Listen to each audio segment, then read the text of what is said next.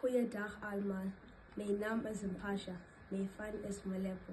Ik is in graad 7 in John Mitchell School. Vandaag lees ik die Afrikaanse ondergrondse leesboek, Dier Marilati en Sonja Gons. Die seentjie en die leeuw.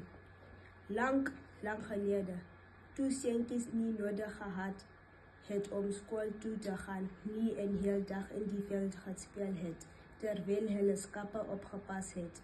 Was daar 'n seentjie wat in 'n donker bos verdwaal het. Hy het skoon van sy skappe vergeet, omdat hy agter 'n heuningvoeltjie aangedraf en het op soek na heuning.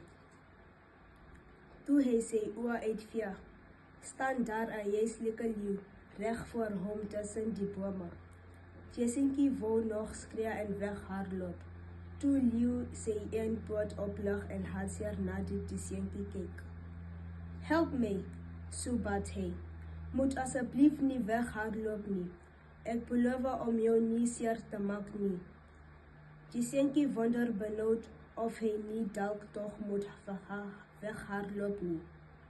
Net nou is die leeu se hartseer gesig net 'n slim plan om hom te vang en op te vreet. Kyk, sê leeu en hou sy groot poot met skerp naels na die seentjie toe uit. Daar is 'n doring in my poot en ek kan nie dit uitkry nie. Die seentjie gee een trekkie nader en loer vinnig na leeu se poot. So waar, dit is rooi en geswel en lyk sommer baie seer. Toe weet hy dat leeu nie jok nie en regtig sy hulp nodig het. Kom, sê die seentjie en beduie vir leeu om sy poot op skoot te sit.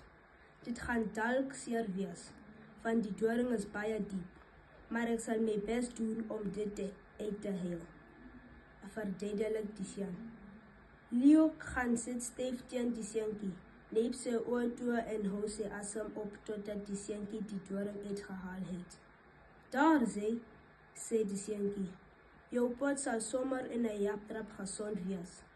Dankie, sê leeu tevrede en lek die seentjie se hand met sy lang skerwe tong. Ek sal jou nooit vergeet nie.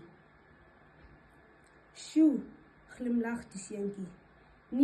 Niemand sal my glo dat leeu my hand geluk het nie. Toe besluit hy maar om die geheim vir homself te hou.